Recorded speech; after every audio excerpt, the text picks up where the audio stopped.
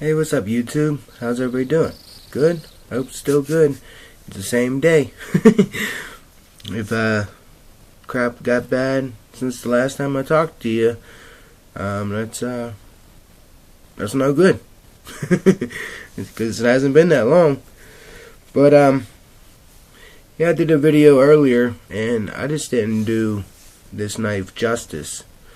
The kids were running around, and we were trying to get dinner all squared away and all of that, so I hurried up, did an unboxing, and that was pretty much it. So I just wanted to get a little bit better video and show you guys this amazing artwork. This thing, I have not put it down yet. It is absolutely perfect. Well, these two white things right here are protruding a little bit, but no biggie. It actually helps where to place the finger at, but you can feel that.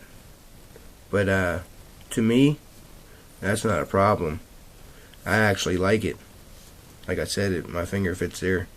Lets me know exactly, where kind of the middle, where I should be grabbing, the middle finger should be. So yeah, that's not a problem at all. But other than that, I mean, like this aluminum, the black, the orange, the black, the bone, the glow in the dark, all the wood, it's all flush, and it's just amazing. Like whenever I talked to him and asked him, to make me one, he said, I can, but it's funner to make one yourself. And I said, that might be true, but I've seen your videos, and mine are not going to turn out like that. And I am right, 100% right. There is no way in earth I would have been able to get anything remotely close to this. This thing is just absolutely perfect. Like if my knife would have been, the handle would have been lopsided. One side would have been sanded more than the other side. I mean, he does this with a saw, a hard grinder, like a one of those disc grinders, and then he like finishes up on a belt sander. But to get this looking and shaping the way he does with a handsaw and a disc grinder is absolutely amazing. This thing is just beautiful. One giant piece of artwork. I mean, look at that wood. How the knot just like is on top perfectly, and just brings the whole handle out. This thing is gorgeous. And I've been carving a little bit with it. I mean, it's a regular HVK. You can go look at his YouTube channel. I'll put his name in again in this video. But it's Kaziklu79. Sorry if I'm pronouncing that wrong. It's pretty hard to pronounce. But yeah, all his knives that he redoes is amazing artwork. They should be in like a museum somewhere. I mean, they're beautiful, spectacular. I can't believe like a human being does this. I mean, there's a lot of, don't get me wrong, there's a lot of people that have talents out there on YouTube, but this is definitely one of them. Him and my buddy Chuck Richards, they're both my buddies. I mean, I have like I said on the last video, what YouTube means to me. If I didn't read your name, like T.W. Milbert and you know, everybody else that I talk to, yins are all equal. I thank you all from the bottom of my heart for you know, talking with me and being my friend and sharing this experience and walking through life with me. And it's awesome. It's great to have YouTube and knowing I can count on all you guys each and every day to comment on my videos and make jokes and brighten up my day. And it's awesome. I thank you guys. Just because I didn't say your name, I really did try hard to, you know, go through this list of all my subs. I mean, I have a lot of subs, and I tried really hard to go through them all, but then it was like the clock was ticking, and I'm trying to go through, and it took me 2 days to get that much out of the subs that everybody I talked to, and you know, who I've been learning from and who I've been sharing you know, YouTube comments with, and it was really difficult to get, you know, everybody's name down. And I apologize if, you know, I left you out, but it doesn't mean that you're not important to me, because you are. Very, very important to me. Yeah, so he made this just to ship. It's not really a sheath. It's just a, you know, cover for the blade, because they have over in Bulgaria, like the rules are different than here in the United States. You have to have it like really covered and make sure it isn't going to come out. So this is a little bit tight. I've been filing it down with this little file. I mean, if anybody has any ideas, even you, Alex, that's his real name, on how I can, you know, make this a little bit wider. This file is doing an okay job, but it's I don't know if I'm gonna mess it up and make it like lopsided like I just got done saying that how most of my projects turn out. I think I'm like got a crooked eye or something. But yeah, I'm trying to get it so where I can use it. I picked up some, like I went to a craft store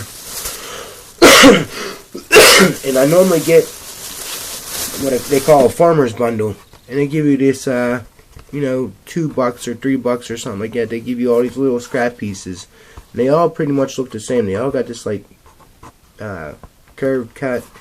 They all got this tool mark here. I don't know what exactly they use this for, but it's called a farmer's bundle. If anybody knows, you can, you know, let me know. But normally it's this, you know, bottom grain leather. But the other day I paid $6 and it was a bigger bag, and this is the reason why I bought the bigger bag. Still got the little marks in it, still got the curved cuts out of it. I mean, it's not that much, but this is top grain veggie tan leather. I'm not sure what ounce it is, but it's pretty thick. I know it's about as thick as, you know, the other sheath I made out of this one. It's about the same thickness. This one's old, and I just dyed it. It was the same as this, but I just kept putting oil and wax and beeswax on it, and I put some of this fabric glue in here after I sewed it. I stitched it all up. I waxed it, I varnished it, then I put this on it, on the seam, and then I sanded it again because I seen some spots that was like higher than the rest of it. Like there still is some. It isn't perfect, But as I was sanding it down, the tan leather was coming off, and since I had the glue on it, it was getting stuck to the glue, and it made it like a different color, like it blends in real nice. I'm like extremely happy with the way this turned out. I think it looks very, very nice, and the way, like I said, the way it blends in that glue, and then sand it down after you glue it. It gets all that color in, mixed in. It's like shades it and two-tones it, blends it in real nice. And then after it dried, I put a little bit more wax on it and varnished it again, and that's what makes it shiny again. But yeah, I love this thing. So I went to a different craft store, Michael's, and they had this better leather. They got black, top quality black. It's a little bit thinner, but that means it's more pliable. I got more black, and I only got that one piece of plain. But then they normally, I just had a piece. As you can tell, I always get the farmer's bundles. And there's a whole bunch in my little leather drawer. But they normally give you like the shoelace. Real thick, not top quality leather, little strands. It's for like shoelaces, like Amish, you know. But out of this bundle, it's real thin, and it doesn't have all that like crappy stuff hanging off of it, and it's like almost like good for sewing. And that's exactly what I'm gonna use it for. I can use this for thread, and it's like OD green. It's a green, forest green, OD green, olive green, but whatever color green it is, it's awesome. I never seen anything. Well, these bundles come with such a thin lace, and it's awesome because it makes my job a lot easier, because I've been trying to perfect like to get this stuff even thinner, but it doesn't work out. I start going off to the sides and stuff. But I got this big roll for probably like $5 from the craft store, so you have lace for days. And they have like smaller, thinner lace. They have smaller spools. Check out your local craft store in their leather section. But yeah, so I got, where's that knife at? Uh-oh, we got a knife on the run. But I ordered a knife from, there it is, eBay, and it was $10. It's supposed to look like a foul knife, and I mean, it's a nice knife, nice design for all the knife makers. If you wanna see, I on that Funky Preppers what YouTube means to me video, he's giving away a Chris Kane survival knife or something like that, Chris Kane something, and it almost looks like this blade shape. So once I seen that blade shape, I was like, huh, that kind of looks the same as that. But this one's $10. But here I had it in my knife drawer, and see that crack right there? So the handle skills, it's from Pakistan. It had a Pakistan sticker on it, so it isn't well, it might be handmade from over there, but I'm sure it's a cheaper wood or whatever. But it cracked on me. So it came with this real cheaply made sheath. You know, got like regular thread that's probably going to come out and rip and break. But you get what you pay for. And it got a little bit of tooling on the sides. It doesn't even really match the knife. Look how much is sticking out. They should have made it like up the hair. But like I said, you get what you pay for. It was only $10. That was bidding. I won the bid, but they normally ask like $20-some for this knife. But I figured for $10, I'll bid on it. But this knife works in this one. Well, for the time being until I make one, because I don't want, because this is like real hard to push in and real hard to get out, and I don't know if it's gonna make the blade. I mean, it's wood and nice cut through wood, but I don't want to dull the blade out or make it wobbly. You can see some marks being left on it and stuff like that, so I don't want to do that too many more times until I get this, you know, loosened. Then I was gonna take some leather, wrap it around this,